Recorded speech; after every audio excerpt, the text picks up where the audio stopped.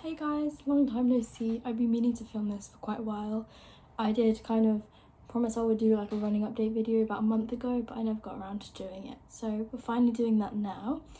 Honestly, it has been a bit busy recently. Of course, I've had a lot of training with cross country.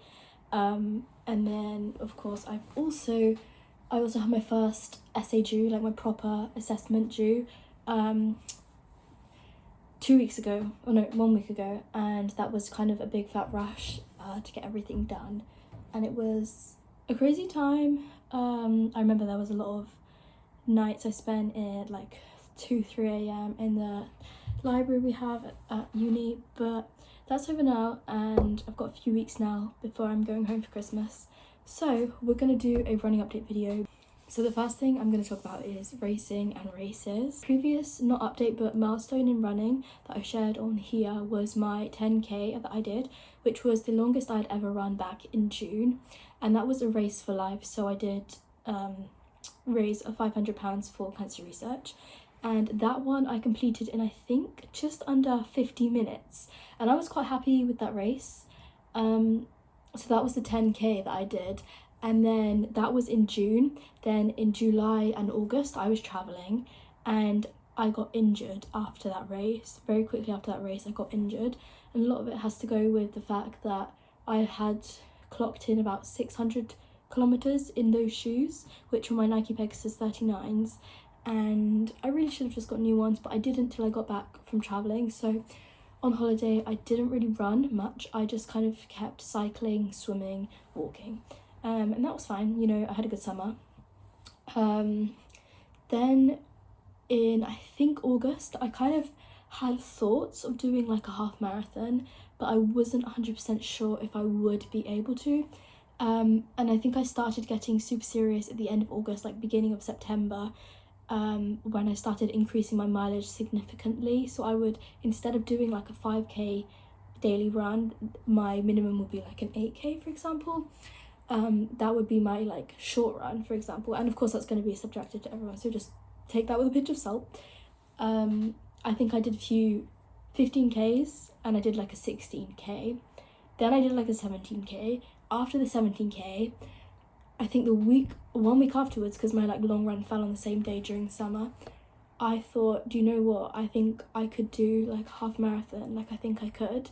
And a week after, I did my first ever half marathon. I think it was in, what was it? It was 1 hour 50 minutes. I think that was my first one. And I was like, do you know what? I can do it. Like, I know I can do it, but I was doubting myself a little bit. So that kind of just gave me really just what I kind of needed. But then obviously in the end of September, I moved here. And I think I only did I did another half marathon just before I came here, like literally in the week that I came here. So did that, came here, and then my running routine kind of went a bit strange because running here isn't easy, and I'm going to speak about that a little bit later. I remember, I think in my second week here, I was looking for half marathons. Now I already had one in mind because I had been looking, and I was either going to do the one that happened last week, which was the Movember one, but I thought that's too far away really. And I did on the 6th of, I think it was the 6th of October, so just under a month from being at uni, my parents came up and my family came up and watched me do a half marathon. And I think, so wait, what was it? It was 1 hour 55 minutes. And let's just unpack that real quick. I was aiming for sub 150, I think, and ideally 1:45. But I had only done, I think, 2 half marathons since coming here, and then 2 back home, so that's 4 altogether before running a real race. And ideally I would have wanted to do it many more times, because before my 10k I did it quite a few times before actually doing the race itself. So I think in retrospect maybe I rushed into it a little bit, and I could have got a better time if I didn't do that. But I have to credit myself, okay, because when I booked the half marathon, I was a bit silly and I didn't check the elevation. Um, so it was a 5-lap route, and at the end of every lap it was like a really steep hill, and that just knocked me out. Like, I think if there was no hill, my time would have been significantly better, but at the same time, like, I finished, I crossed the finish line, and that's all that matters. So I've got my bib up there, which I'll show you guys in a sec, and I also got a medal, and it was a great day. There were a lot of things that I do regret about that day that I would have done differently, and looking back now, I just think, like, it really doesn't matter. Like, there's going to be so many more chances to do half marathons. So that's the first race I did. Then in the end of October, so about a month ago actually, I did a cross-country relay. So if you guys don't know, I'm actually in a cross-country society. I'm in like the team for my uni, and we had a trip to Manchester, and we did Manchester relays, and that was honestly amazing. I got, I think, a personal best. So it was a 3-kilometer race, but it wasn't steep, but it was a field and muddy, and it was quite slippy. And I have not done I've never really run on grass, I can't lie. I'm a big like anti-trail runner, so I've never really run on grass. I also didn't have spikes, I had trail shoes. Anyways, I got 13 minutes 16 seconds for the 3K. My team didn't place well, my uni didn't place well, but we had a great time overall. And Manchester and some other unis are coming up next week for our next relays, which I'm quite excited about. But by that time this video won't have been up, so I'll put some pictures here of that relay. So that was my 3rd ever race. Okay, now we're getting on to the big one. I think everyone can probably predict what's coming up, what they're expecting to hear, but I'm planning to run a marathon in May. So my predicted time on my watch is telling me 3 hours 20, and I think that's not going to be possible. So as long as I get like sub 4:30 or even sub 5 hours, I'd be happy with that. Next, I'm just going to talk through my daily training plan, because in my previous videos I just ran willy-nilly. Like, I didn't really have a training kind of schedule, which was awful in retrospect, and probably why I got injured. Like, I would just run 7 days a week on end, and I really wouldn't take a rest day, and I would just put off strength training. So that was my previous schedule, and then that changed like maybe a few weeks ago. So yeah, it's quite a recent change. So as you guys already know, I'm in cross country. On Monday I'll usually do like a slow run, so that's kind of really my easy run. And it will usually be anything between 6 to 11 kilometers depending on how I'm feeling, and that's like our social run. So I do go quite slowly, and I do like to talk to people when I'm doing it as well. I like to talk to my friends and meet new people and things. That's Mondays. Tuesdays I have track, so I actually have to run 6 kilometers to track because I don't really like to get the bus. And then we do track, which is usually about 5-6 kilometers. Then I run back, so it ends up being around 18k on a Tuesday, which is quite intense. So for Wednesdays I take a rest day, and then we have yoga with cross country, and I also do strength training. Thursdays is another track session, but it's a bit closer. It's like more like a 4.5k jog to the track, and then track and then back. Friday, again, strength training. Sometimes I'll go on the exercise bike just for a little bit, but not always. And then Saturdays I do park run, which is just a 5k, but I'm the kind of person who, I love park runs, but I am quite competitive about it. Like, I do like to beat my time every time, but I'm not competitive like for other people. I'm just competitive for myself. So every week I'm constantly trying to get my personal best, and I actually did get my personal best this morning. So I'll put some pictures here, but I woke up this morning There was snow everywhere, and I was like, no, parkrun's gonna be cancelled. Like, I love the snow and I'm so appreciative, but parkrun did get cancelled. And I tried to run outside for like a minute, and I was like, I can't do that, it's too slippy. So I actually did come inside and I went on the treadmill, did a 5k, and I think, what was it? It was 22 minutes 43 seconds. That is my new personal best for my 5k. Sub 20 by the end of the year, inshallah. Now is going to be the most interesting part of this video, where I'm going to go through some new equipment and gear that I've got since my previous video, because there is quite a lot of things. The first thing is my Garmin watch. I did actually cave and get a Garmin. Broke the bank a little bit, but it's an investment. So the one I decided on was the Garmin 265, the Garmin Forerunner 165 with music. And I got the brown band because brown is my favourite colour, and I'm very happy with it. It does everything I needed to do. And it's very good for track sessions and when I just don't want to carry my phone around when I'm running. So that's the first thing. It also has a heart rate monitor, which I am constantly checking, and it also holds me accountable for the amount of steps I do, which I love. If you guys didn't know, my first pair of proper running shoes, I started running in the New Balance 530s, which was awful, and that was 1 year ago exactly. That was really bad, and I did get injured in January and I was off for a month. Then I caved and I got some Nike Pegasus 39. They were quite cheap because I got them second hand. But when I first tried them, I was like, these are so cool, I love them.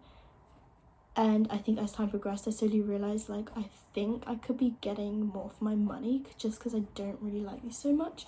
And these are really good condition still. Like, I mean, they've been through a lot, like a lot. They still got good grip. To be fair, I cleaned them quite recently, but I mean, I'd only really wear them if it was like torrential rain outside, because they are this just like wipes off, like the mud doesn't show or anything afterwards, considering they're so light. So that's that. But I think I've clocked 600 kilometers on them, so I don't know how much cushioning and how much response there is left. I think the issues with the pegs are, I know they're a really good shoe and they're quite popular among runners. To me, they just feel like quite bulky, quite heavy. And that's kind of ironic, seeing as I'm going to talk about the Hokas I've got next. I think this sole here feels a lot heavier than I would like it to. The other issue is, I don't know if you can see, but some of the grip has worn off just over use. I also really don't like how pointy the shoe is at the top. I mean, I know it's not pointy, it's like curved, but I would rather it be a bit more curved than that. And they also just don't feel very springy. They feel like I'm hitting the floor. But I don't think that's reflective of the shoe. I think that's just reflective of how much use I've got out of these. And I won't be binning them, I'll be keeping them, and when I want to get rid of them, I'll either donate them, or like I know a charity that donates running shoes to other countries. So the other biggest issue is, whenever I wear these now, after wearing my Hokas for a while, this cushion here pokes into my like ankle kind of area, and I don't know if that's normal, but that's what happens. I was originally going to get the Peg 40s in pink, but they all sold out, and I've been wanting Hokas for a while, I really have, but they are so expensive, and I was also very, very scared to try a new pair of running shoes. But in August, I decided I'm going to get the Clifton 9s, because I feel like that's a good beginner shoe if you're new to Hokas. Now you're probably like, have you actually worn these, because they're so clean? But I do clean my running shoes quite regularly, and for these ones I do kind of keep them just for track or for indoor sessions. I don't really take these out like on the trails or on like a run at night, just because I don't really want to get them super stained. But these are the Clifton 9s in Ether Illusion, and all my running shoes are size 5, just for reference. I love this bit here, and they are also carbon plated and they have quite good grip. They are also quite springy and responsive, and they are also extremely light. So I've clocked 300 kilometers in these shoes currently. In September, I wanted another pair of Hokas because I was always so worried to wear those when it was raining outside, and I kind of just thought, like, if I'm scared to wear them, I need to get like a darker colour. The other thing about the Clifton 9s is they don't have speed. I don't know, I've seen people wearing Cliftons on the track before, and honestly that's fine, but like, something they don't have a speed at all, and it would almost feel like a bit disjointed, like for an easy run or for like not slow but like a medium paced run, it would feel fine, but for anything like a speed run, I would find the Cliftons a bit challenging to do. So I decided to get the Max 6s, and these are in, I think it's called like amethyst colour, but I'll put the colour name on the screen. They are a little bit faded, like they're supposed to be purple, but yeah, you can see. Now these shoes do have a lot of speed and they do have a lot of cushioning, as you can see, but what they don't have is grip. They are very slidey, so it depends on the weather conditions. If it's wet, I would definitely go for my Cliftons. But I have clocked 400 kilometers in these, even though I got them a month later. I think these are my favorite running shoes currently. They are really, really, really good, but they're not carbon plated, so I try not to wear them too much, basically. But those are those. Last but not least, about a month ago, I got trail shoes finally, and it took me a while to make a decision about which one I wanted, but I knew good things about Salomon, so I decided I would get these, and I'm pretty sure these are the Ultra Glide 2s. I got this from Sports Direct in the sale, but they're purple. They also have this thing, so you don't have laces, which is really, really good, and they're also extremely waterproof. So I did wear these for my race, and I think they were quite good. Only thing I would say is they are very narrow and they don't come in wide, so if you have wide feet, don't get these. Maybe opt for something like the Nike Pegasus Gore-Tex or something. Very grippy, very dark, so that the colours don't show up. And they are very good at wipe cleaning. And that's those. They are a bit heavier, but I think that's kind of to be expected from running shoes. And although they are waterproof, they are also... I'm going to show you guys my Salomon running vest. This is the Salomon running vest. It's the Active Skin 4 in colour Lily Pad. And I usually wear this vest if I'm doing more than 10 kilometres. So I wear it to my track sessions every week. And if I'm doing a long run, I'll wear it to that too. So it's quite resourceful. It has a whistle here, which I've never had to use luckily. A little pocket here. I got 2 flasks that come with it, but I've only ever used one. And I did wear this for my half marathon. I will be wearing it for my full marathon. So it's got a pocket there. I usually put my phone in here, my water in there. It's got 2 pockets here on this side as well. And then at the back, it's got, I think, 8 litres of storage or something like that. I use this one mainly for like if I need food or something, but usually I'll just like pull it closed and then tuck that in because I don't need that much storage usually. I don't really have much to bring, but I really like the colour and it kind of goes with a lot of things, so that's my running vest.